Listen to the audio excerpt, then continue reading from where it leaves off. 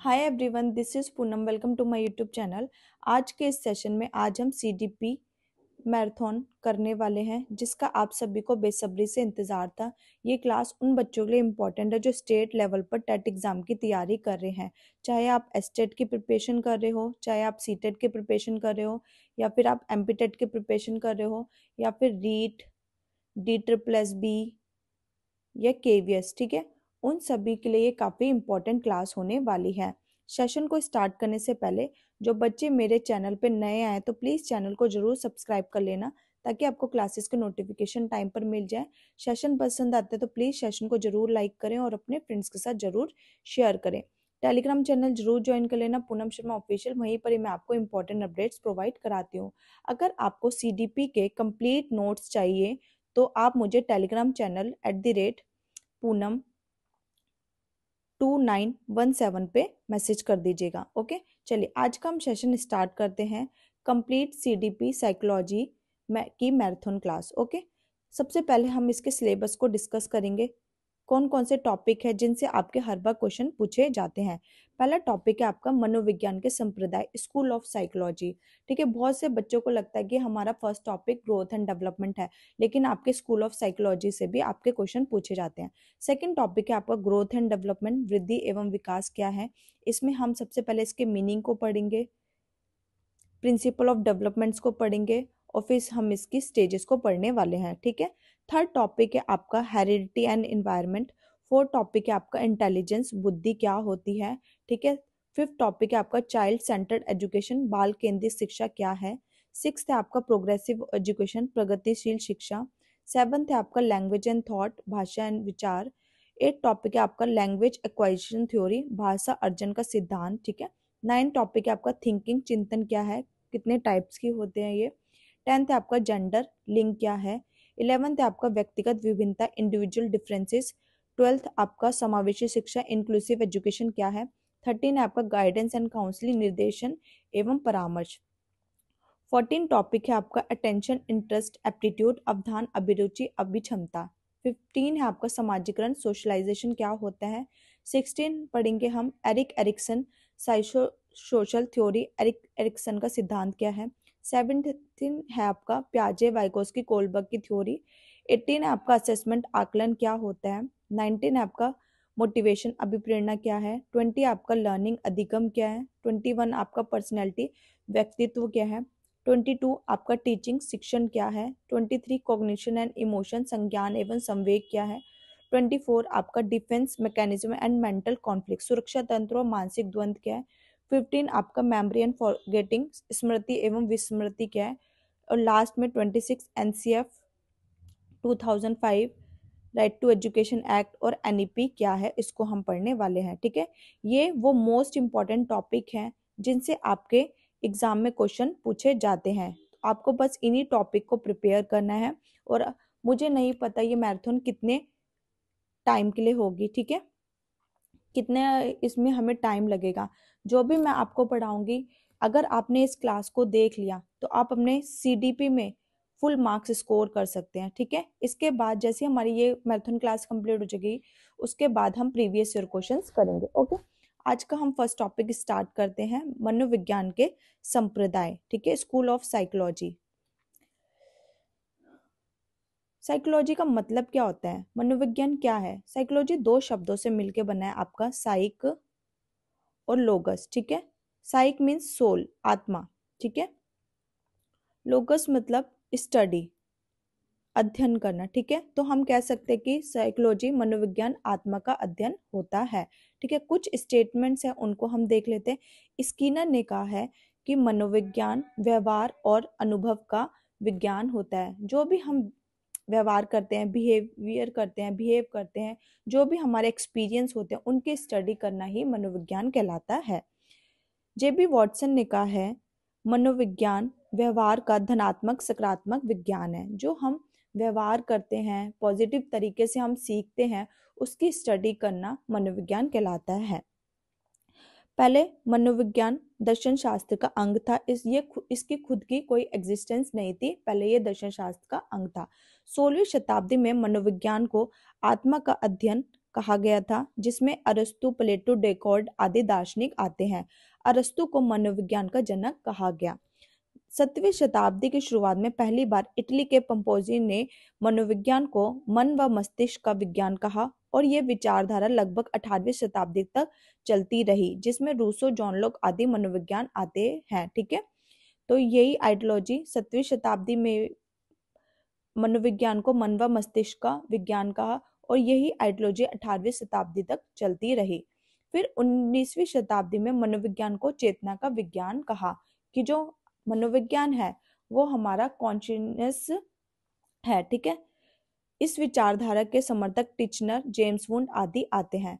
और 20वीं शताब्दी में मनोविज्ञान को व्यवहार का अध्ययन बन गया। ठीक है, 20वीं शताब्दी में मनोविज्ञान को व्यवहार का अध्ययन कहा गया। इस विचारधारा में वॉटसन, थॉर्नडाइक, स्किनर, पावलोव आदि मनोविज्ञान आते हैं। तो हम कह सकते हैं कि 16वीं शताब्दी में मनोविज्ञान को आत्मा का अध्ययन कहा गया।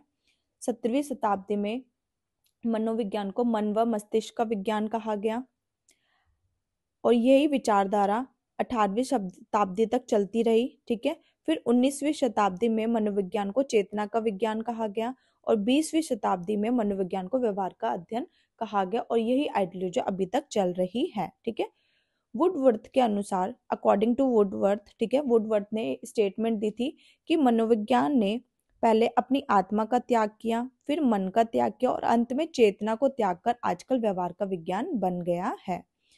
प्लेटो को आदर्शवाद के जनक कहा जाता है, फादर ऑफ आइडियलिज्म कहा जाता है। इनकी पुस्तक का नाम है दी लॉज क्राइटो। रूसो को प्रकृतिवाद के जनक कहा जाता है। इनकी पुस्तक का नाम है एमिल और सोशल कॉन्ट्रैक्ट। जॉन लॉक को अनुभववाद के जनक कहा जाता है। ये आपके एग्जाम में पूछा गया था। ठीक है, इन्होंने बच्चों को मन की कोरी पट्टी या ताबुला रासा के समान कहा है, जिस पर व्यक्ति अपने अनुभवों के आधार पर लिखता है। ठीक है, देखिए ये आपके फैक्चुअल क्वेश्चन है, इनको आपको याद करना पड़ेगा। ओके, फिर है विलियम वुंट। विलियम वुंट ने चेतना की संरचना पर बल दिया। इन्होंने कहा कि जो भी हम कार्य करते हैं वो अपने चेतन मन से करते हैं, और जो हमारी चेतना होती है वो दिखाई देती है क्या? ठीक है, चेतना हमें दिखाई नहीं देती, वो हमारे अंदर होते हैं। इसलिए इन्होंने अंतर्दर्शन विधि दी, और इसलिए इनको अंतर्दर्शन विधि के जनक कहा जाता है। इन्हें संरचनावाद के जनक भी कहा जाता है। इन्होंने प्रयोगात्मक मनोविज्ञान के जनक भी कहा जाता है। अब क्यों कहा जाता है? क्योंकि इन्होंने 1879 में जर्मनी के लिपजिंग विश्वविद्यालय, कार्ल मार्क्स विश्वविद्यालय में मनोविज्ञान की पहली प्रयोगशाला खोली थी। ठीक है, इन्होंने साइकोलॉजी की पहली प्रयोगशाला खोली थी। कहाँ पर? लिपजिंग विश्वविद्यालय में। ठीक है, भारत में पहली प्रयोगशाला कोलकाता में सेन गुप्ता ने खोली थी 1916 में। ओके, फिर हम बात करेंगे विलियम जेम्स की। ठीक है, डीसी बर्लाइनर। ठीक है, ये एक साइकोलॉजिस्ट थे। इन्होंने जेम्स की शिक्षा मनोविज्ञान को पितामह कहा। ठीक है, जेम्स को शिक्षा मनोविज्ञान का पितामह मतलब दादा कहा।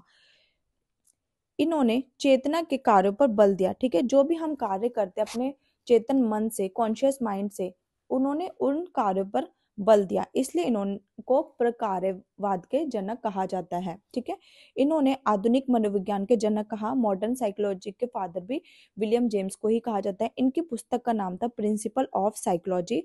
ठीक है, जो मनोविज्ञान की पहली पुस्तक थी। वॉटसन को व्यवहारवाद के जनक कहा जाता है। ठीक है, क्योंकि व्यवहार हमारा बाहर दिखाई देता है, इसलिए इन्होंने बही दर्शन विधि दी थी, और इन्हीं को बही दर्शन विधि के जनक कहा जाता है। अब हम अपना टॉपिक सेकंड स्टार्ट करते हैं। वृद्धि एवं विकास क्या है? ग्रोथ एंड डेवलपमेंट क्या होता है? वृद्धि को अभिवृद्धि भी कहते हैं, और इंग्लिश में हम इसे ग्रोथ कहते हैं।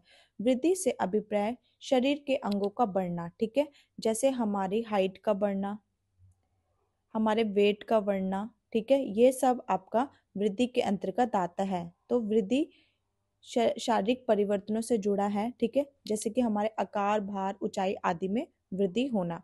ठीक है, वृद्धि मात्रात्मक परिमाणात्मक होती है, क्योंकि हम वृद्धि को माप सकते हैं। ठीक है, आपकी हाइट आप मेजर कर सकते हैं, आपका वेट आप मेजर कर सकते हैं, तो इसलिए वृद्धि को हम माप सकते हैं। वृद्धि निश्चित अवधि के बाद रुक जाती है। जब आप एडोलसेंस स्टेज में आते हैं, किशोरावस्था में आते हैं, तो आपकी वृद्धि रुक जाती है। कहते हैं कि 18 साल के बाद वृद्धि बंद हो जाती है, रुक जाती है।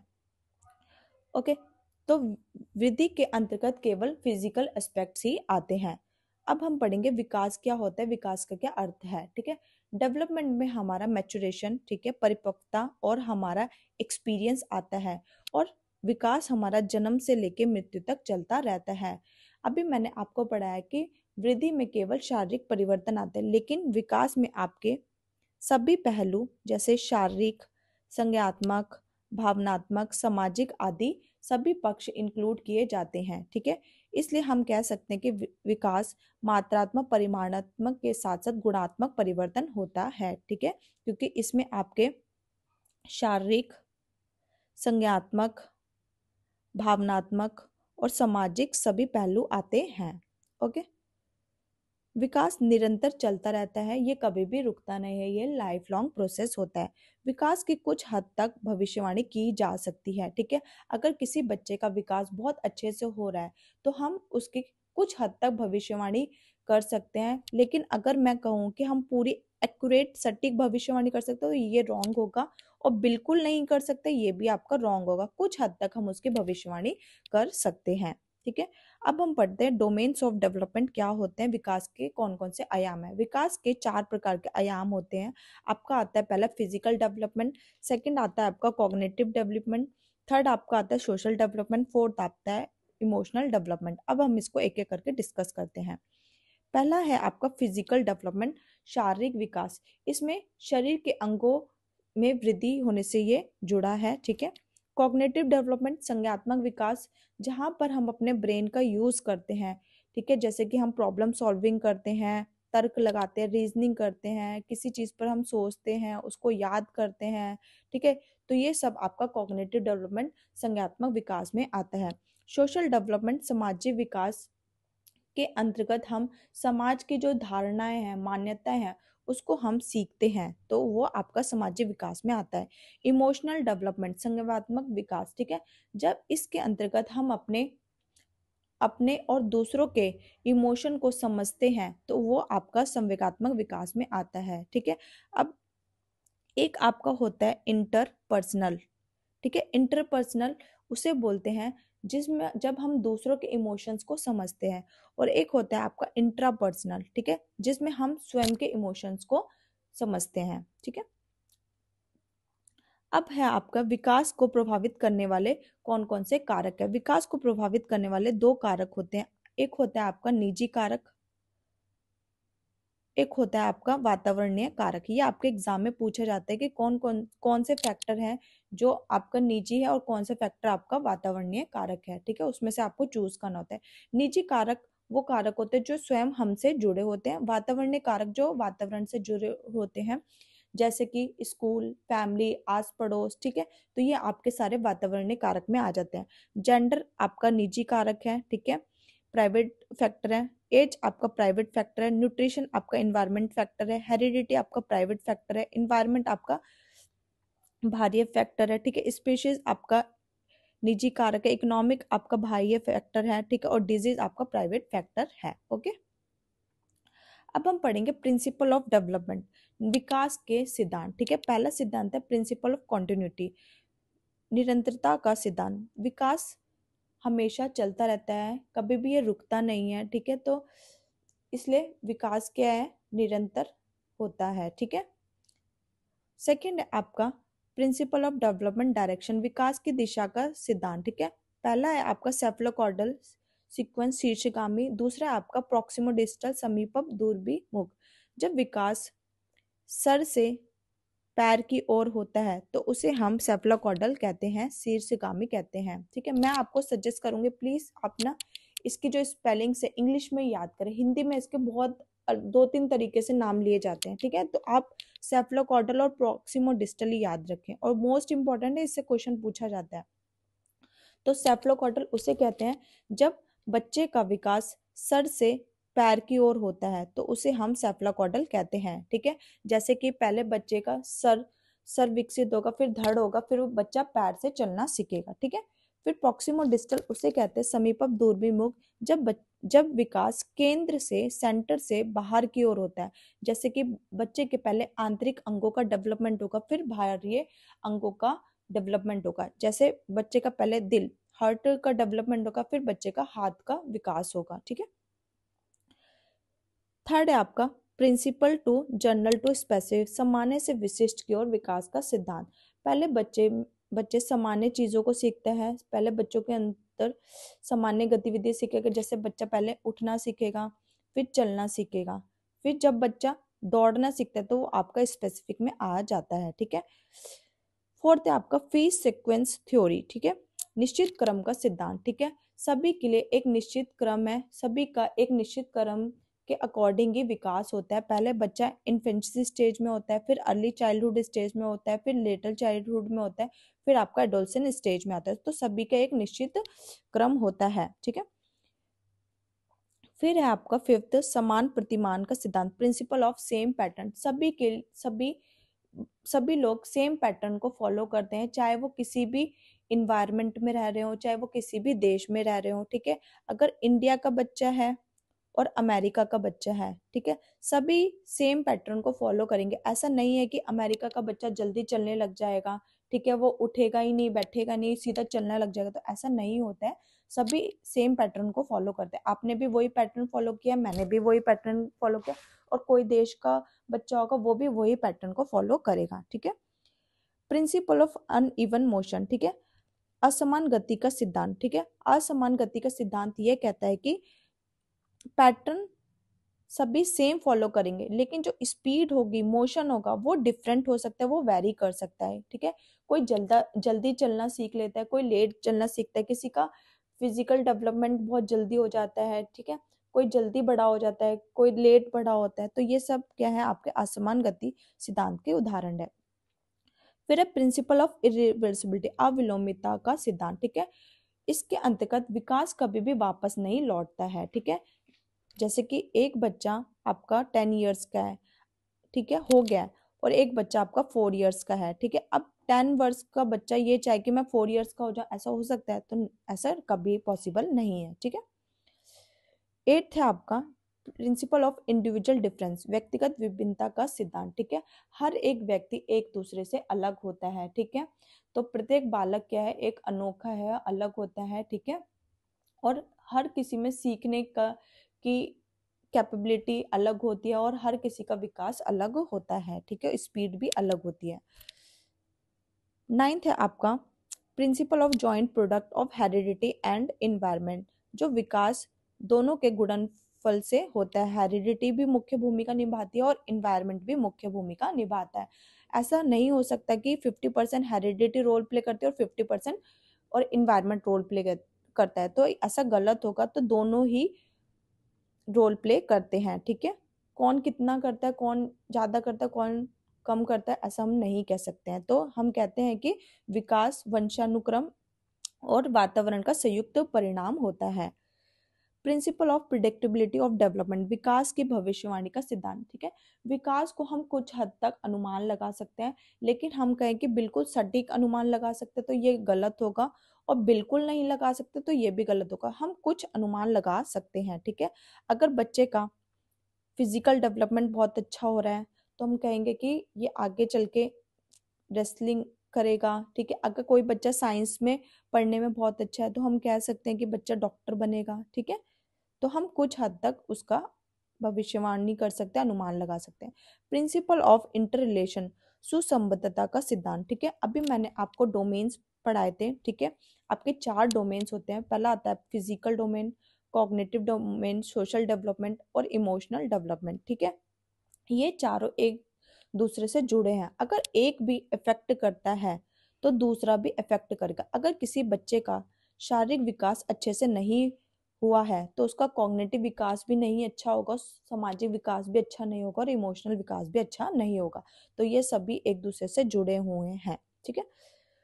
फिफ्थ है आपका प्रिंसिपल ऑफ इंटीग्रेशन, एकीकरण का सिद्धांत। ठीक है, एकीकरण के सिद्धांत के अंतर्गत हम पहले अपनी किसी काम को करने में समग्र बॉडी का प्रयोग करते थे, लेकिन जैसे जैसे हमने एकीकरण सीख लिया, अब हम कुछ विशिष्ट चीजों का प्रयोग करके हम चीजों को कर लेते हैं। ठीक है, उसे हम एकीकरण का सिद्धांत कहते हैं।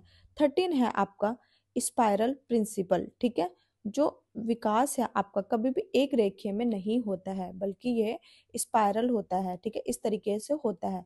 विकास कभी धीमा होता है, कभी तेज होता है, कभी धीमा होता है, कभी तेज होता है, कभी भी एक दिशा में या फिर एक गति में नहीं होता है, ठीक है। तो हम कह सकते हैं कि विकास क्या है, एक जटिल एवं बहुआयामी प्रक्रिया होती है, ठीक है। विकास का एक complex and multi dimensional process होता है, ठीक है। फिर हम पढ़ेंगे अब गतिक कौशल, ठीक है। गतिक कौशल क्या है, जो शारीरिक कौशल हम सीखते हैं वो कैसे सीखते हैं, ठीक है। पहला होता है आपका ग्रॉस मोटर स्किल, स्थूल गति कौशल, जिसमें हम अपनी पूरी मसल्स का प्रयोग करते हैं, जैसे कि दौड़ने में, फुदकने में, ठीक है, फुटबॉल खेलने में, स्विमिंग करने में, ठीक है, सीढ़ियाँ चढ़ने में। तो हम जब पूरी मसल्स का प्रयोग करते हैं तो वो आपका ग्रॉस मोटर स्किल में आ जाता है। फाइन मोटर स्किल, जब हम छोटी मसल्स का प्रयोग करते हैं, ठीक है, इसे हिंदी में सूक्ष्म गति कौशल कहते हैं, जैसे कि लिखना, ठीक है, सिर्फ हम उंगलियों का प्रयोग कर रहे हैं, पलके झपकाना, सिर्फ हम आंखों का प्रयोग कर रहे हैं, ठीक है, मटर के दाने को दबाना, ठीक है, मोती पिरोना, ठीक है, चित्र बनाना, ठीक है। तो ये आपका सूक्ष्म गति कौशल में आ जाता है। अब हम पढ़ेंगे स्टेजेस ऑफ डेवलपमेंट, विकास की कौन कौन सी अवस्थाएं होती हैं, ठीक है। पहली अवस्था है आपकी शिशुअवस्था, इन्फेंसी स्टेज, जो आपकी 0 से 2 ईयर्स में स्टार्ट होती है। सेकंड है आपकी प्रारंभिक बाल्यावस्था, अर्ली चाइल्डहुड, जो आपके 2 से 6 ईयर्स की होती है। थर्ड है आपकी उत्तर बाल्यावस्था, लेटर चाइल्डहुड, जो 6 से 12 ईयर्स होती है। फोर्थ है आपकी किशोरावस्था, एडोलसेंस, जो 12 से 18 ईयर्स की होती है। विकास का आरंभ गर्भावस्था में शुरू हो जाता है, जब बच्चा माँ के गर्भ में होता है तभी से विकास शुरू हो जाता है, ठीक है। शैशवावस्था क्या है, इन्फेंसी स्टेज, इसको हम पढ़ेंगे, ठीक है। जो इसका टाइम पीरियड होता है वो 0 से 2 ईयर्स का होता है। शैशवावस्था में जो बच्चे का शारीरिक विकास होता है, फिजिकल डेवलपमेंट होता है, वो सबसे तेजी गति से होता है। इसमें बच्चा मूल प्रयोगात्मक व्यवहार करता है, ठीक है, जैसे कि हंसना, रोना, पलके झपकाना, ठीक है। मूल प्रयोगात्मक व्यवहार उसे कहते हैं जो बच्चा जन्म से सीख के आया है, ठीक है, उससे किसी ने सिखाया नहीं है, ठीक है। अनुकरण करना, इमिटेट बिहेवियर, जो बच्चा देखता है उसी को ही कॉपी करता है, उसे अनुकरण कहते हैं। अब शेषवावस्था में शिक्षा कैसे बच्चों को दी जाती है, खेल विधि द्वारा, इंद्रिय आधारित शिक्षा, ठीक है, जो हमारी इंद्रियां हैं उनके आधार पर बच्चों को शिक्षा दी जाती है। सबसे पहले विकसित होने वाली इंद्रिय सुनना, जो बच्चा गर्भ से ही सुनना शुरू करता है, और बाद में जो विकसित होती है इंद्रिय वो दृष्टि, आंखें होती हैं। शैशवावस्था में नार्सिज्म, बच्चा खुद से बहुत प्यार करता है, ठीक है, सेल्फ लव करता है। इलेक्ट्रा एवं ओडिपस ग्रंथि, समलिंगी ईर्ष्या, इलेक्ट्रा आपकी गर्ल्स में पाई जाती है, ओडिपस आपकी बॉयज में पाई जाती है, ठीक है। आपने देखा होगा जो गर्ल्स होती हैं वो अपने फादर को बहुत प्यार करती हैं, ठीक है, और जो बॉयज होते हैं वो अपनी मदर को बहुत प्यार करते हैं। तो इसमें क्या होती है, समलिंगी ईर्ष्या होती है, ठीक है। वैलेंटाइन ने एक स्टेटमेंट दिया था, शैशवावस्था सीखने का अनोखा काल है, और क्रो एंड क्रो ने कहा था 20वीं शताब्दी बालक की शताब्दी है, ठीक है। शैशवावस्था में शारीरिक विकास, फिजिकल डेवलपमेंट, इसमें हड्डियों की संख्या 270 होती है। मस्तिष्क का वजन जन्म के समय लगभग 350 ग्राम, शैशवावस्था के अंत में 1250 ग्राम होता है। जन्म के समय शिशु का वजन 2.8 से 3.5 केजी होता है, ठीक है। हृदय की धड़कन अस्थिर होती है लगभग 140 मिनट पर मिनट, ठीक है, और मांसपेशियां 25% तक विकसित हो जाती हैं। अब हम पढ़ेंगे चाइल्डहुड, ठीक है, बाल्यावस्था क्या है, ठीक है। बाल्यावस्था 2 भागों में बटी है, पहली है आपकी पूर्व बाल्यावस्था और आपकी आती है दूसरी उत्तर बाल्यावस्था। पूर्व बाल्यावस्था 2 से 6 ईयर्स होते हैं, ठीक है, और उत्तर बाल्यावस्था आपकी 6 से 12 ईयर्स की होती है, ठीक है। पूर्व बाल्यावस्था में बच्चों में जिज्ञासा सबसे तेज होती है, क्यूरियोसिटी बहुत ज्यादा होती है। इसमें बच्चों को आपने देखा होगा हर चीज पे क्वेश्चन पूछते रहते हैं, ठीक है, और टोली उम्र होती है, ठीक है, बच्चे गैंग बनाने लगते हैं, ठीक है, फ्रेंड्स बनाने लगते हैं। प्रारंभिक विद्यालय की अवस्था होती है, ठीक है, बच्चे स्कूल जाना स्टार्ट कर देते हैं। सामूहिकता की भावना आती है, ठीक है, बच्चे ग्रुप में रहना पसंद करते हैं, फ्रेंड्स बनाते हैं, ठीक है। संवेगात्मक विकास का अनोखा काल होता है, और मूर्त चिंतन की अवस्था होती है, जो बच्चे चीजें देख रहे हैं उस पे सोच पा रहे हैं, ठीक है, उसे ही मूर्त चिंतन कहते हैं, ठीक है। रॉस ने कहा है कि बाल्यावस्था मिथ्या परिपक्वता का काल होता है।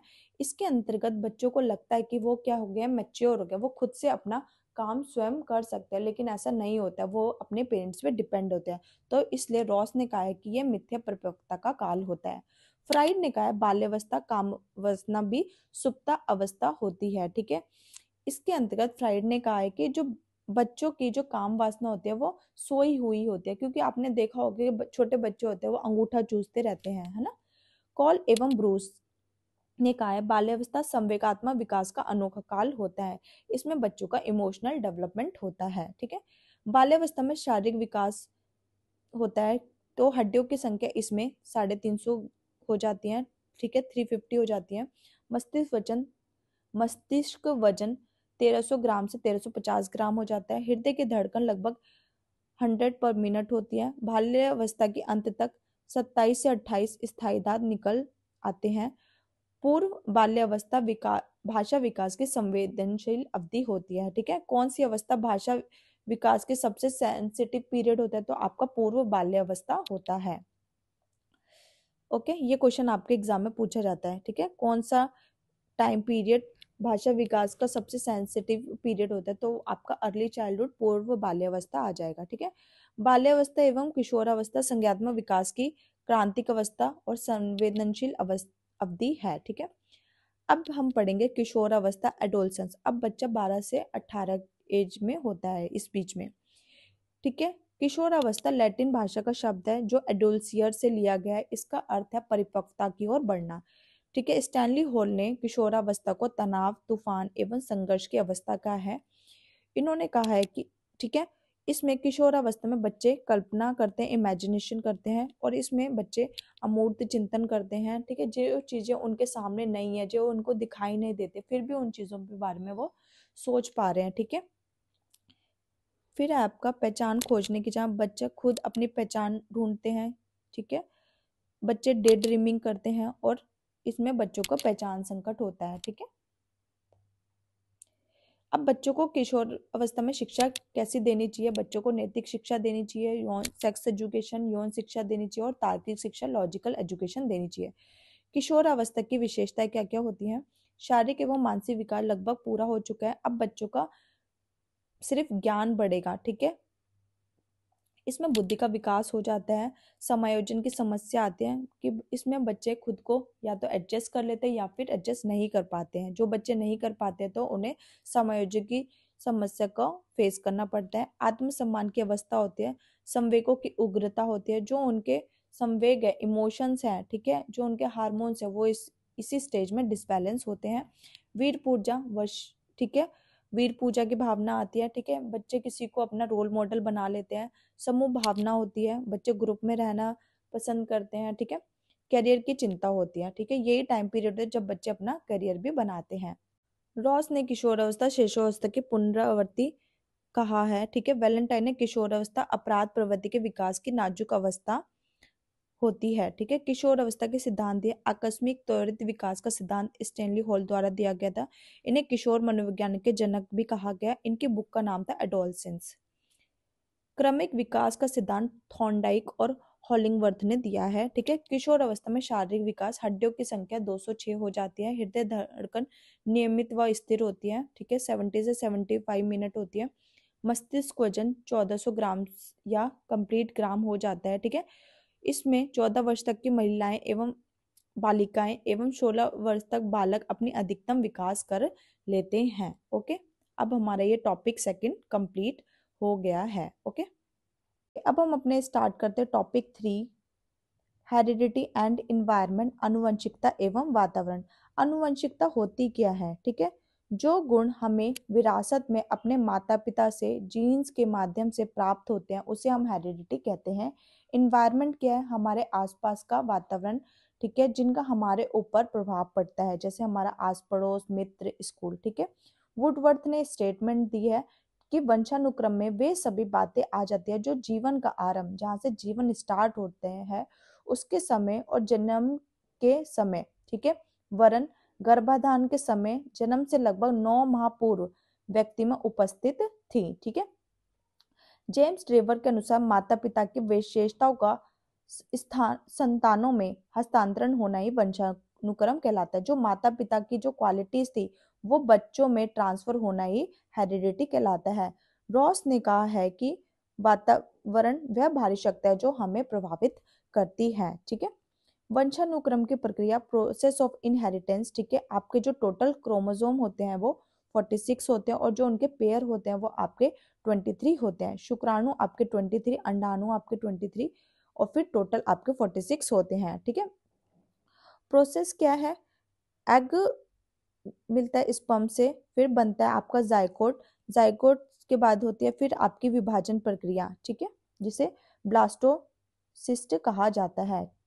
जीन्स के माध्यम से गुणों का हस्तांतरण होता है। जीन्स आनुवंशिकता की मूलभूत इकाई है। 23rd क्रोमोसोम लिंग का निर्धारण करता है।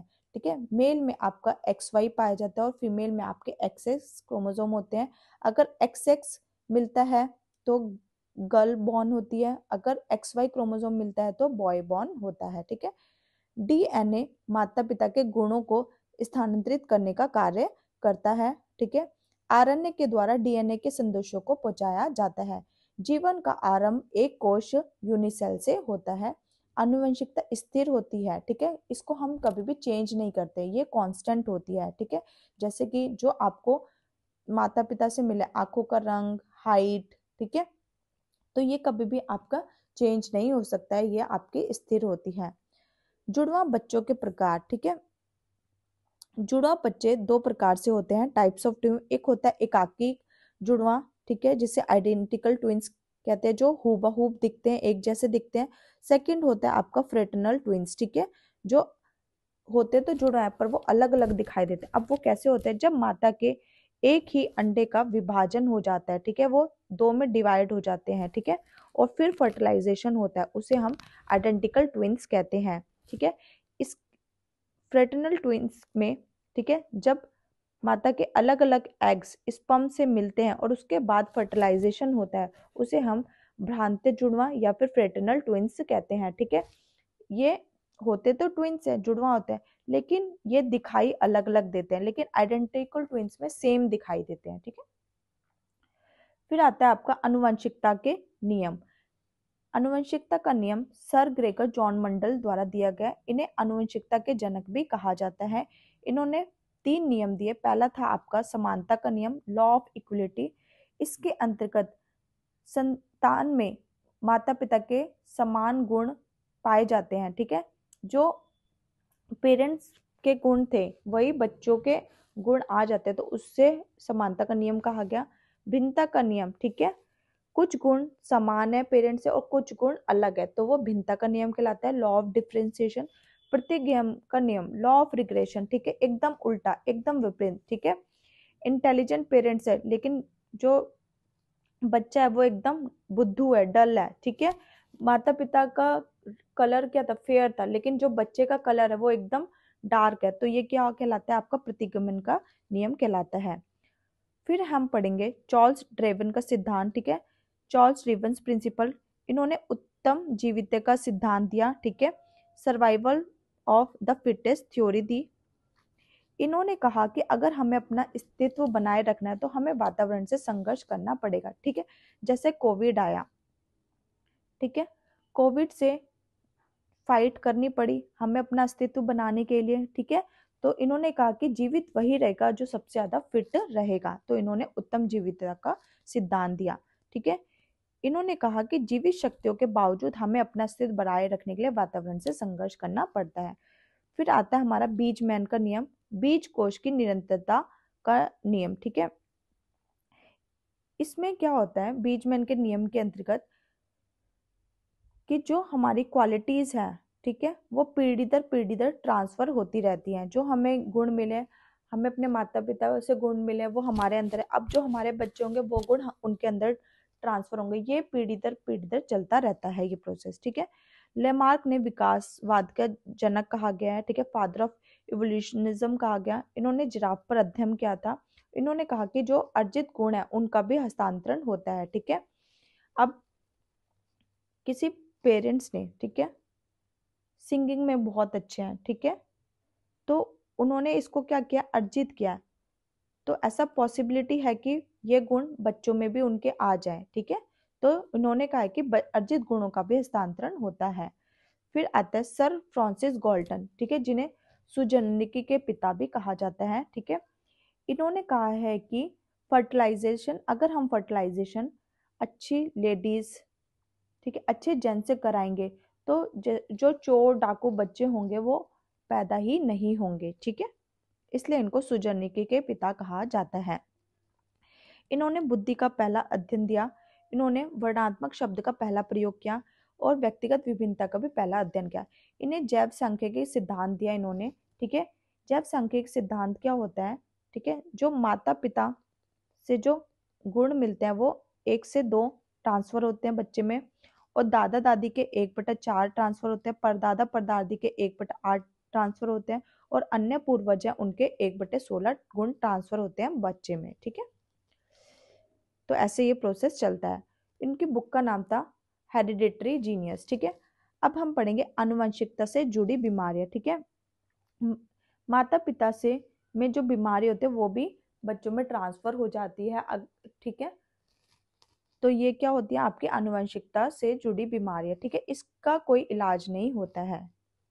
पहली बीमारी है आपकी डाउन सिंड्रोम, ठीक है। ये 21वां गुणसूत्र अलग ना होने के कारण होता है। इसमें बच्चा मंदबुद्धि होता है, हृदय संबंधी विकार होता है, शारीरिक विकास बहुत धीमा होता है। फिर है आपका टर्नर सिंड्रोम, महिलाओं से संबंधित बीमारी, एक गुणसूत्र की कमी होता है और इससे महिलाओं में बांझपन होता है। फिर आपका क्लीन फिल्टर सिंड्रोम, ठीक है, एक गुणसूत्र अधिक होता है और पुरुषों से संबंधित बीमारी होती है और नपुंसकता होती है। फोर्थ है आपका फेनिल कीटोनूरिया, ठीक है, इसमें बौद्धिक विकास देरी से होता है और अति सक्रिय बालक होता है। लेकिन अगर इसमें हम बच्चों को हेल्प कर दें, ठीक है, अच्छा वातावरण दे दें, ठीक है, अच्छा उनको स्कूल दे दें, तो हम इसको ठीक कर सकते हैं, ठीक है। और बाकी किसी बीमारी को ठीक नहीं किया जा सकता है, ठीक है। वर्णात्मक कलर ब्लाइंडनेस, ठीक है, इसमें लाल व हरे रंग में अंतर नहीं कर पाते हैं, ठीक है। हीमोफीलिया, ठीक है, इसमें रक्त का थक्का न जम पाना होता है, कि इसमें रक्त का थक्का नहीं जम पाता है। इसे राजघराने की बीमारी कहा जाता है, क्योंकि ये किसी रानी को बीमारी हुई थी, तब से इसको राजघराने की बीमारी कहा जाता है। फिर आपका प्रकृति पोषण विवाद, ठीक है, नेचर और नर्चर, ठीक है। नेचर क्या होता है, हेरिडिटी होती है जिसे हम कभी भी बदल नहीं सकते। आंखों का रंग, बालों का रंग, हमारी हाइट, ये सब किस पे डिपेंड करती है, हेरिडिटी पे करते हैं। नर्चर क्या होता है, हमारा इन्वायरमेंट होता है जिसे हम बदल सकते हैं। अगर कोई स्कूल नहीं पसंद है तो हम दूसरे स्कूल में चले जाते हैं, ठीक है। अगर कहीं का इन्वायरमेंट पसंद नहीं आ रहा है, वहाँ का माहौल अच्छा नहीं है, तो हम कहीं और जाके रहने लग जाते हैं। तो आपकी हेरिडिटी क्या होती है, नेचर होती है, लेकिन जो आपका इन्वायरमेंट होता है वो नर्चर कहलाता है, ठीक है। वातावरण का प्रभाव परिवर्तनशील होता है, ठीक है। जो बालक का जो डेवलपमेंट होता है, दोनों का गुणनफल होता है हेरिडिटी और इन्वायरमेंट का, ओके। यहीं पर ही हमारा टॉपिक 3 भी कंप्लीट होता है, हेरिडिटी एंड इन्वायरमेंट। अब हम स्टार्ट करें हमारा टॉपिक 4, इंटेलिजेंस, बुद्धि क्या होती है, उसको अब हम पढ़ेंगे, ठीक है। देखिए इसमें बहुत सारे फैक्चुअल क्वेश्चंस हैं जो आपके एग्जाम में पूछे जाते हैं, तो आपको इस टॉपिक को बहुत ध्यान से पढ़ना है। एक बार नहीं समझ आते तो आप इसको 2 बार 3 बार देखिए, ठीक है। और ये काफी मोस्ट इंपॉर्टेंट टॉपिक है।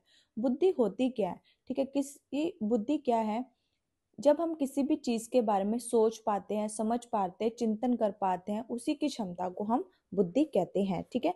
टर्मन ने कहा है कि अमूर्त वस्तुओं के संबंध में विचार करने की योग्यता ही बुद्धि कहलाती है।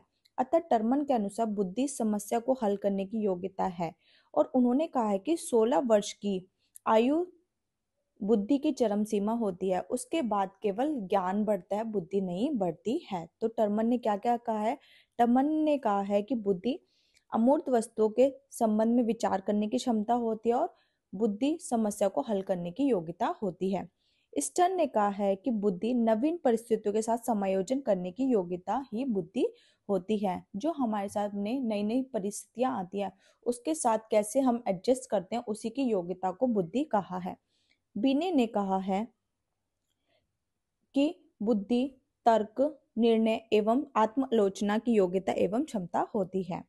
कैरेक्टरिस्टिक्स ऑफ इंटेलिजेंट, बुद्धि की क्या क्या विशेषता है। बुद्धि कौशल, प्रतिभा और योग्यता की एक सीमा होती है। बुद्धि विशिष्ट योग्यताओं का समूह होता है, जिसमें हम बुद्धि में हम पहले चीज़ों को लर्न करते हैं, याद करते हैं, चीज़ें सीखते हैं, फिर हम प्रॉब्लम को आइडेंटिफाई करना सीखते हैं, समस्या की पहचान करना सीखते हैं और फिर हम प्रॉब्लम को सॉल्व करते हैं। ये हम बुद्धि द्वारा करते हैं। बुद्धि जन्मजात प्राकृतिक शक्ति होती है। बुद्धि हमें अपने माता पिताओं से मिलती है हेरिडिटी के माध्यम से, तो इसलिए बुद्धि जन्मजात प्राकृतिक शक्ति होती है। प्रत्येक व्यक्ति की बुद्धि दूसरे से भिन्न होती है, ठीक है। ये तो अंडरस्टूड है कि हर एक व्यक्ति की बुद्धि क्या होती है, दूसरे से डिफरेंट होती है, ठीक है।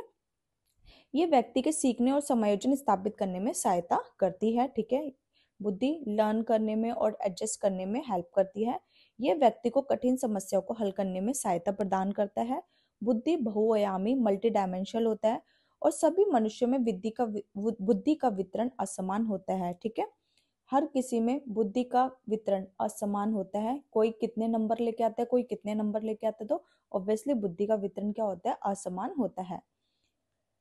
वातावरण, प्रशिक्षण और शिक्षा भी बुद्धि को प्रभावित करती है, ठीक है। आप स्कूल जाते हैं, ठीक है, शिक्षा लेते हैं, ट्रेनिंग लेते हैं, तो उससे आपकी बुद्धि क्या होती है, इफेक्ट करती है, ठीक है। तो आपकी बुद्धि को वातावरण प्रभावित करता है। बुद्धि में आनुवंशिकता की नामात्र भूमिका होती है। जो मेन रोल प्ले करता है वो आपका एनवायरनमेंट करता है। थॉर्नडाइक ने बुद्धि को 3 प्रकार बताया है। पहला है आपका मूर्त बुद्धि, जिसे कॉन्क्रीट इंटेलिजेंस भी कहते हैं। सेकंड है आपका अमूर्त बुद्धि, जिसे एब्स्ट्रैक्ट इंटेलिजेंस कहते हैं। थर्ड है आपका सामाजिक बुद्धि, जिसे सोशल इंटेलिजेंस कहते हैं, ठीक है। मूर्त बुद्धि उन व्यक्तियों में पाई जाती है जिनका हमें काम दिखाई देता है, जैसे राजगीर, मिस्त्री, इंजीनियर, ठीक है। गैरेट ने मूर्त बुद्धि को यांत्रिक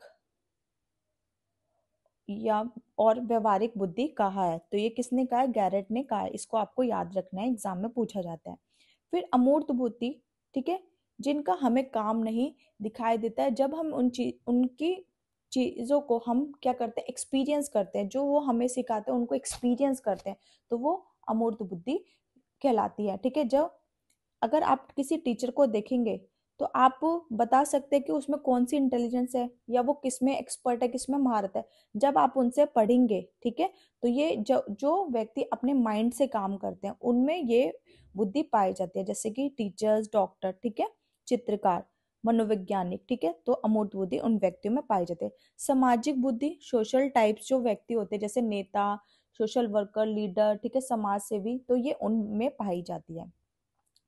अब हम पढ़ेंगे इंपॉर्टेंट या जो आपके एग्जाम में पूछा गया था, ठीक है। सर्वप्रथम बुद्धि में संवेग की बात किसने की थी, सर्वप्रथम बुद्धि में संवेग की बात मेयर एंड सोल्वी ने की थी, ठीक है।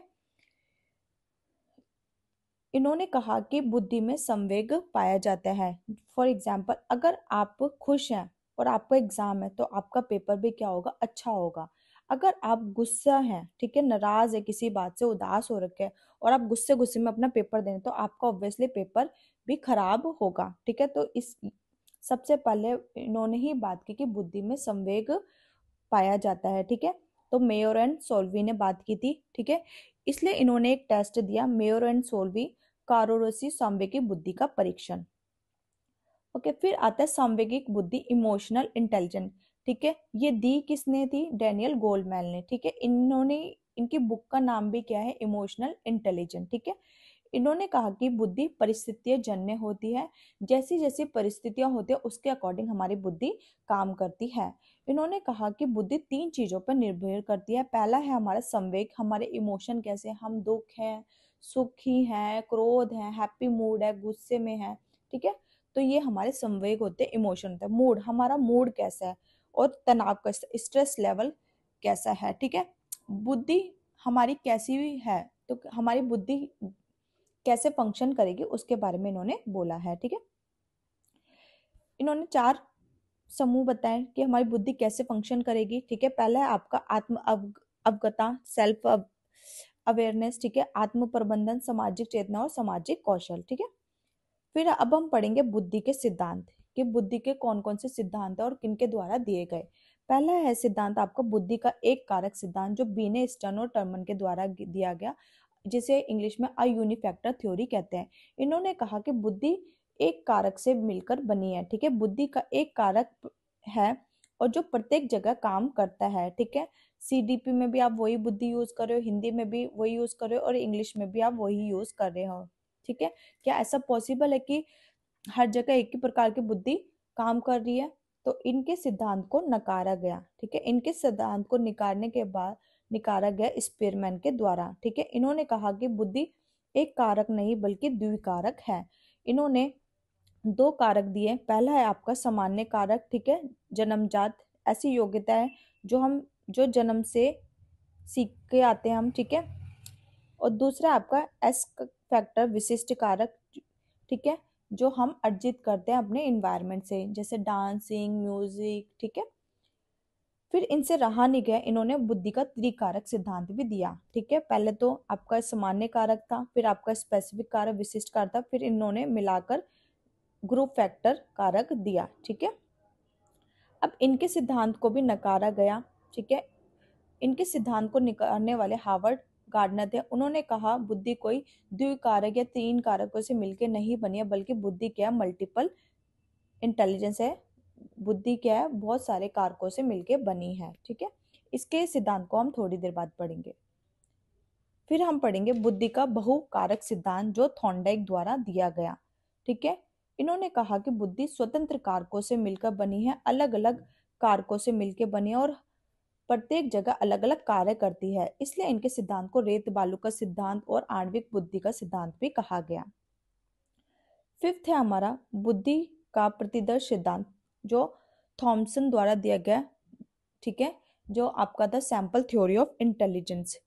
इन्होंने कहा कि बुद्धि के बाहरी कारक स्वतंत्र होते हैं, परंतु उनके आंतरिक कारकों में समानता पाई जाती है। जैसे कि आप हिंदी पढ़ते हैं, इंग्लिश पढ़ते हैं। ठीक है, आप मैथ पढ़ते हैं। ठीक है, अब ये बाहर से तो अलग अलग है, लेकिन अंदर से जब आप हिंदी पढ़ेंगे, हिंदी होगी और आपकी हिंदी लिटरेचर होगी। ठीक है, जब आप मैथ्स पढ़ेंगे, आपकी क्या होगी, मैथ्स होगी। ठीक है, इसमें आपकी रेखा गणित होगी, अंक गणित होगी, ज्योमेट्री होगी। तो ये सब क्या है, आपके जो फैक्टर है वो आपस में जुड़े हुए होते हैं। ठीक है, बाहर से क्या है, स्वतंत्र, लेकिन अंदर से क्या है, ये आपस में जुड़े हुए होते हैं। फिर आता है सिक्स्थ, बुद्धि का समूह कारक सिद्धांत, जो थ्रस्टन द्वारा दिया गया था, group factor theory of intelligence. Thurstone ने कहा कोई विशिष्ट या सामान्य कारक नहीं होता है, हमारी मानसिक योग्यताएं मूल कारकों में समाहित होती है और ये मिलकर समूह कारक का निर्माण करते हैं। इन्होंने बेसिकली ग्रुप फैक्टर को ज्यादा इंपॉर्टेंस दिया है। उन्होंने कहा कि हमारे अंदर 7 प्रकार की मानसिक योग्यता होती है। पहली आपकी न्यूमेरिकल एबिलिटी। ठीक है, ये कहाँ काम करती है, जब आप नंबर वगैरह सीखते हैं। ठीक है, ये आपकी मैथ्स में काम करती है। ठीक है, फिर आपकी आती है वर्बल एबिलिटी, बोलचाल, भाषा की बात करने का तरीका। ठीक है, ये आपके वहां पे काम करते हैं। परसेप्चुअल एबिलिटी, ठीक है, जब हम किसी चीज को देखते हैं, विजुलाइज करते हैं, तब आपकी ये योग्यता काम करती है। स्पेक्टिकल एबिलिटी, ठीक है, दिशा, डायरेक्शन, ये हमारी तब काम करती है। रीजनिंग, जब हम किसी चीज के बारे में तर्क देते हैं, लॉजिक करते हैं। ठीक है, तो अब हमारी ये योग्यता काम करती है। फिर आती है हमारी मेमोरी एबिलिटी, याद करने की क्षमता। फिर हमारी आती है वर्ड फ्लुएंसी एबिलिटी। ठीक है, जब हम फ्लुएंटली में कोई बात करते हैं। ठीक है, थ्रस्टर ने मानसिक योग्यता के परीक्षण के लिए एक बैटरी परीक्षण का निर्माण किया, जिसे प्रधान मानसिक योग्यता पीएमए कहते हैं। ठीक है, सबसे पहले बुद्धि संरचना सिद्धांत आइजैक द्वारा दिया गया था। अब हम पढ़ेंगे सेवंथ, गिलफोर्ड का त्रिविमीय सिद्धांत, गिलफोर्ड 3 डायमेंशनल थ्योरी। ठीक है, इन्होंने 3 डायमेंशन दिए।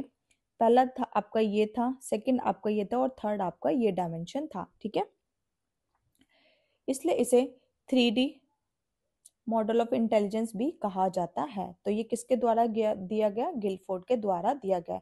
इन्होंने पहले विषय वस्तु कंटेंट के बारे में बात की, फिर इन्होंने संक्रिय ऑपरेशन के बारे में बात की, फिर थर्ड इन्होंने उत्पाद प्रोडक्ट के बारे में बात की। ठीक है, विषय वस्तु क्या होती है, विषय वस्तु वह चीज होती है जिसमें व्यक्ति जिसके बारे में चिंतन मनन करता है। ठीक है, जिस सामग्री से, उसे ही हम कंटेंट कहते हैं। ठीक है, संक्रिय क्या होता है, जिस तरीके से चिंतन मनन किया जाता है, उसे हम ऑपरेशन संक्रिय कहते हैं। ठीक है, उत्पाद क्या होता है, प्रोडक्ट क्या होता है। ठीक है, जो हमने कंटेंट पढ़ा, जो हमारी सामग्री थी, उसके बारे में हमने चिंतन मनन किया।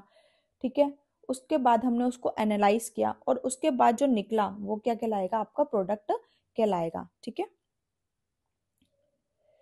इन्होंने टोटल तत्व बताए बुद्धि संरचना के। पहला है आपका 1 2 3 4 5। ठीक है, टोटल 5 यहाँ पे बताए। प्रोडक्ट में टोटल 6 तत्व बताए, ऑपरेशन में आपके 5 तत्व बताए। तो कितना बन गया आपका, 5 5 और 6। ठीक है, टोटल आपका 150 बन गया। तो पहले सबसे पहले इन्होंने जो तत्व बताए थे 120 बताए थे, फिर अब इन्होंने 150 बताया। अब जो लास्ट में है वो आपके 180 है मॉडिफाई करने के बाद। ठीक है, एग्जाम में क्वेश्चन यहाँ से भी पूछा जाता है कि कॉग्निशन संज्ञान किस बुद्धि का हिस्सा है। तो आप गिलफोर्ड पे टिक लगा के आओगे। तो आपको ये भी याद करना है। ठीक है, cognition, memory, diversion, convergent, evolution. ठीक है, ये गिलफोर्ड का हिस्सा है। का त्रितंत्र सिद्धांत, ट्रायर्किक थ्योरी ऑफ इंटेलिजेंस, इसे त्रिचापे के नाम से भी जानते हैं, जो स्टर्नबर्ग के द्वारा दी गई। इन्होंने 3 प्रकार की बुद्धि के बारे में बताया। पहला है आपका संरचनात्मक बुद्धि, जिसे अनुभवजन्य बुद्धि भी कहते हैं और इंग्लिश में से क्रिएटिव इंटेलिजेंस कहते हैं। ठीक है, सेकंड है आपका संदर्भगत या व्यवहारिक बुद्धि, जिसे इंग्लिश में कॉन्टेक्चुअल इंटेलिजेंस कहते हैं। थर्ड है आपका घटकीय विश्लेषणात्मक अवयवभूत बुद्धि। ठीक है, जो कॉम्पिनेंशियल इंटेलिजेंस होती है। ठीक है, अब हम इसको एक एक करके डिस्कस करते हैं। पहला है आपका सृजनात्मक बुद्धि, अनुभवजन्य बुद्धि। ठीक है, इसके अंतर्गत जो हमारे पूर्व अनुभव होते हैं, जो हमारा पूर्व ज्ञान है, उस पर कुछ नया क्रिएट करना। ठीक है, वही आपकी सृजनात्मक बुद्धि कहलाती है। अब है आपका सेकंड संदर्भात्मक बुद्धि, व्यवहारिक बुद्धि। ठीक है, यह एक प्रकार का व्यवहारिक बुद्धि होती है, जो व्यक्ति सोच समझ कर, ठीक है, जो उसके व्यवहार में दिखाई देता है। ठीक है, उसे हम व्यवहारिक बुद्धि या संदर्भगत बुद्धि कहते हैं। थर्ड है हमारा घटकीय विश्लेषणात्मक अवयवभूत बुद्धि। ठीक है, ये सब एक ही नाम है। ठीक है, जिसमें हम चीजों को एनालाइज करते हैं, फिर तर्क वितर्क करते हैं, फिर डिस्कस करते हैं और फिर किसी समस्या का समाधान करते हैं। ठीक है, हमारा नेक्स्ट सिद्धांत दिया है बुद्धि का कैटल और हॉर्न द्वारा। ठीक है, इसे cattle and horn theory of intelligence भी कहते हैं। इन्होंने स्पीयरमैन के सामान्य बुद्धि कारक को 2 भागों में बांटा। पहला है आपका तरल बुद्धि, फ्लूइड इंटेलिजेंस। ठीक है, जो जन्मजात सभी के अंतर्गत होती है। ठोस बुद्धि, क्रिस्टलाइज इंटेलिजेंस, अर्जित ज्ञान। ठीक है, जो हम अपने एनवायरमेंट से सीखते हैं। ठीक है, जो हम अर्जित करते हैं, जैसे डांसिंग, सिंगिंग। ठीक है, अब है हमारा मोस्ट इंपॉर्टेंट बहुबुद्धि का सिद्धांत, मल्टीपल इंटेलिजेंस थ्योरी, जो हार्वर्ड गार्डनर द्वारा दी गई थी। इन्होंने 1983 में अपनी पुस्तक फ्रेम्स ऑफ माइंड में the theory of multiple intelligence लिखी, जिसमें गार्डनर ने बुद्धि संबंधित 8 योग्यताएं बताई। इन्होंने 8 प्रकार की बुद्धि बताई। विजुअल, पहली बुद्धि थी आपकी विजुअल स्पेक्टिकल, दृश्य स्थानिक या आकाशीय योग्यता। ये बुद्धि उन लोगों में पाई जाती है जो स्थान, क्रम,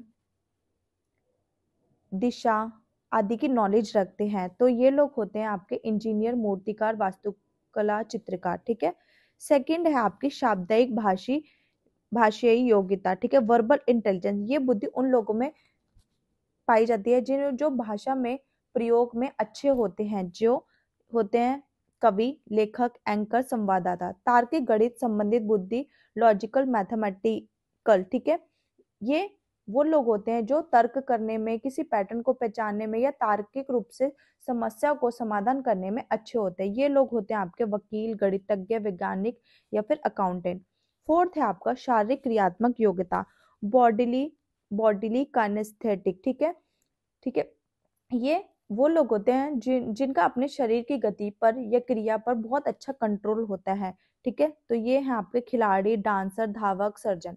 फिफ्थ है आपकी संगीतात्मक योग्यता, म्यूजिकल रिथमिक। ठीक है, ये वो लोग होते हैं जिनमें सुर, ताल, ध्वनि की समझने की अच्छी योग्यता होती है। तो ये लोग बनते हैं आपके गणितज्ञ, गायक और गीतकार। अंत विषयज्ञ इंटरपर्सनल, वो व्यक्ति होते हैं जो दूसरों को समझने में काफी अच्छे होते हैं। ठीक है, दूसरों की मनोदशा को, उनके इमोशन को समझने में काफी अच्छे होते हैं। तो ये लोग बनते हैं परामर्शदाता, गाइडर। ठीक है, या फिर मनोचिकित्सक। अंतर विषय या अंतर व्यक्तित्व योग्यता, इंट्रापर्सनल वो व्यक्ति होते हैं जो स्वयं को अच्छे से समझते हैं और ये बनते हैं आध्यात्मिक गुरु या दार्शनिक। 8th है आपका प्राकृतिक योग्यता, नेचुरलिस्टिक। ठीक है, ये वो लोग होते हैं जो प्रकृति को बहुत अच्छे से समझते हैं, जैसे ये लोग बनते हैं आपके किसान, भूस्वामी, वनस्पति विज्ञान, जीव विज्ञान। ठीक है, फिर आपका आता है 9th आपका अस्तित्ववादी बुद्धि। ठीक है, एग्जिस्टेंशियल इंटेलिजेंस। ठीक है, हार्वर्ड गार्डनर ने टोटल आपको 8 दी है, पर आपके हैं कितनी टोटल 9। 8 आपकी ऑफिशियल है जो आपके एग्जाम में पूछी जाती है। 9th में आपको एक एडिशनल नॉलेज के लिए बता रही हूँ। ठीक है, इन्होंने अस्तित्ववादी बुद्धि भी दी थी, पर ये आपके उसमें नहीं है सिलेबस में। ठीक है, अस्तित्ववादी बुद्धि, एग्जिस्टेंशियल इंटेलिजेंस वो बुद्धि होती है जो हमें बताते कि हमारा जन्म इस धरती पर क्यों हुआ है, हमारे रोल्स क्या हैं। ठीक है, हम इस धरती पर क्यों आए हैं। तो ये लोग बनते हैं साधु, संत, फकीर। ठीक है, मौलवी, बुद्ध। ठीक है, अब हम पढ़ेंगे बुद्धि परीक्षण, इंटेलिजेंस टेस्ट। ठीक है, मानसिक आयु, मेंटल एज शब्द का सर्वप्रथम प्रयोग बिने ने 1908 में किया था। ठीक है, बुद्धि परीक्षण के जनक बिने को कहा जाता है। बुद्धि लब्धि का संप्रदाय स्टर्न द्वारा दिया गया। इन्होंने फॉर्मूला दिया आईक्यू का, मेंटल एज अपॉन में क्रोनोलॉजिकल एज। ठीक है, वास्तविक आयु, और इसको रिवाइज किया गया टर्मन द्वारा। इन्होंने सिर्फ इसमें 100 लगा देता और इसको रिवाइज किया गया। ठीक है, तो बुद्धि लब्धि का कॉन्सेप्ट किसने दिया, स्टर्न ने, और उसको रिवाइज किसके द्वारा गया, टर्मन द्वारा। ठीक है, और ये आपके एग्जाम में पूछा जाता है कि आईक्यू निकाले। अगर किसी की मेंटल एज 6 इयर्स है और क्रोनोलॉजिकल एज 6 ईयर है तो उसको आईक्यू कितना होगा। तो आप फॉर्मूले में पुट करेंगे मेंटल एज अपॉन में क्रोनोलॉजिकल एज इंटू में 100। तो 6 से 6 कट गया तो कितना आया आपका आईक्यू, 100 आया। तो 100 कौन सी श्रेणी में आएगा, आपकी एवरेज की, सामान्य बुद्धि की श्रेणी में आएगा। ठीक है, अब हम पढ़ेंगे लुईस टर्मन के द्वारा किया गया आईक्यू वर्गीकरण, आईक्यू क्लासिफिकेशन। ठीक है, बुद्धि लब्धि और उनकी स्थिति। जिनका बुद्धि आईक्यू लेवल 140 होता है वो प्रतिभाशाली जीनियस होते हैं। जिनका आईक्यू 120 से 139 होता है वो आपके श्रेष्ठ बुद्धि के होते हैं। जिनका आईक्यू 110 से 119 होता है वो सामान्य या औसत से अधिक होते हैं। जिनका 90 से 109 के बीच में होता है वो एवरेज बच्चे होते हैं। जिनका 80 से 89 होता है वो सुस्त बुद्धि डल बच्चे होते हैं। जिनका 70 से 79 होता है वो मंद बुद्धि फीबल माइंड होते हैं। जिनका आईक्यू 50 से 69 होता है वो मूर्ख होते हैं। जिनका 25 से 49 होता है वो मूढ़ होते हैं। जो 25 से कम होते हैं वो महामूर्ख या फिर जड़ बुद्धि कहलाते हैं। ठीक है, फिर हम पढ़ेंगे बीने साइमन परीक्षण। बीने और साइमन 1905 में फ्रेंच भाषा में व्यक्ति एवं शाब्दिक बुद्धि परीक्षण दिया। ठीक है, इन्होंने 3 से 15 वर्ष के बच्चों के लिए परीक्षण लेकर आएंगे। ठीक है, व्यक्तित्व क्या होता है, जो एक ही व्यक्ति पर एक ही समय पर परीक्षण किया जाता है। शाब्दिक बुद्धि परीक्षण जो पढ़े लिखे व्यक्तियों पर किया जाता है। ठीक है, पहला संशोधन 1908 में किया गया। स्टैनफोर्ड ने बुद्धि परीक्षण 1916 में दिया पहली बार। ठीक है, और इसका संशोधन टर्मन द्वारा 1916 में स्टैनफोर्ड विश्वविद्यालय में किया गया। ठीक है, इसको आपको याद रखना है। ठीक है, फिर वेस्लर बुद्धि परीक्षण दिया गया जो सबसे पहले वेस्क बुद्धि परीक्षण था। ठीक है, ये जो पहला बुद्धि परीक्षण और साइमन द्वारा दिया गया था 1905 में। ठीक है, ये बच्चों के लिए था। ठीक है, और जो वेस्लर द्वारा दिया गया था ये वयस्कों के लिए था, जिसके अंतर्गत 10 से 60 साल के ईयर्स के लोग आते हैं। ठीक है, इसको वेस्लर वैल्यूक्यू मापनी भी कहा गया। ठीक है, वेस्लर बुद्धि मापनी बच्चों के लिए परीक्षण था। ठीक है, जो 6 से 16 ईयर्स के बच्चों के लिए था। ठीक है, इसका संशोधन किया गया 1974 में। ठीक है, फिर है हमारा टाइप्स ऑफ इंटेलिजेंट टेस्ट। ठीक है, पहला है आपका शाब्दिक बुद्धि परीक्षण, ऐसा बुद्धि परीक्षण जो पढ़े लिखे व्यक्तियों के लिए बनाया गया। ठीक है, पहला क्या, शाब्दिक व्यक्ति की बुद्धि, जो एक व्यक्ति का एक टाइम पर बुद्धि परीक्षण किया जाएगा एक ही समय पर। शाब्दिक सामूहिक मतलब ग्रुप में टेस्ट किया जाएगा, ग्रुप में परीक्षण किया जाएगा। स्टैनफोर्ड बीने परीक्षण, जलोटा सामान्य मानसिक परीक्षण। ठीक है, और बीने परीक्षण, ये शाब्दिक बुद्धि परीक्षण के एग्जाम्पल है। ठीक है, अशाब्दिक बुद्धि परीक्षण, नॉन वर्बल इंटेलिजेंस टेस्ट, ठीक है। अशाब्दिक बुद्धि परीक्षण उससे कहते हैं जो पढ़े लिखे नहीं है, ठीक है, जो अनपढ़ है। अशाब्दिक व्यक्ति, एक व्यक्ति का, सिंगल व्यक्ति का परीक्षण किया जाएगा। अशाब्दिक सामूहिक ग्रुप में परीक्षण किया जाएगा।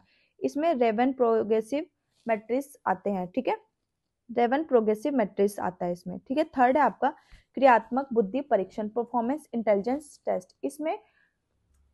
इसमें जो परीक्षण है, जो टेस्ट है, वो एक्टिविटीज द्वारा किया जाएगा, ठीक है। इसे कोहो ब्लॉक डिजाइन, पास अलांग टेस्ट और घन रचना टेस्ट भी कहते हैं। फोर्थ है आपका अभाषाई बुद्धि परीक्षण, ठीक है। इसमें किसी भाषा का प्रयोग नहीं किया जाएगा, ठीक है।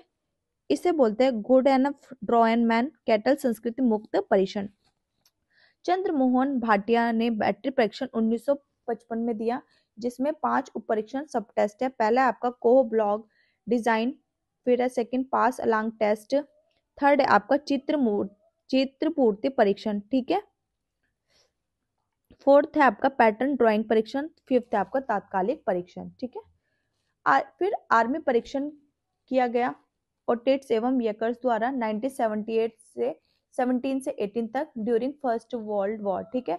इसमें उन जो वर्ल्ड वॉर हो रहा था, ठीक है, जो लोग वर्ल्ड वॉर कर रहे थे, ऑफिसर जो युद्ध में लड़ने वाले थे, उनकी मेंटल स्टेट को जानने के लिए ये परीक्षण किया गया, ठीक है। आर्मी अल्फा परीक्षण जो ऑफिसर थे, बड़े बड़े लोग थे, उन पर किया गया। आर्मी बीटा परीक्षण उन पर किया गया जो युद्ध में लड़ने जा रहे थे, ठीक है। भारत में पहला बुद्धि परीक्षण 1922 में हुआ। इसे हिंदुस्तानी बीने निष्पादन परीक्षण भी कहते हैं, जो CH राइस द्वारा दिया गया। ये बेस था बीने टेस्ट पर, ओके। अब हमारा ये टॉपिक 4 कंप्लीट हो गया, इंटेलिजेंस, ओके।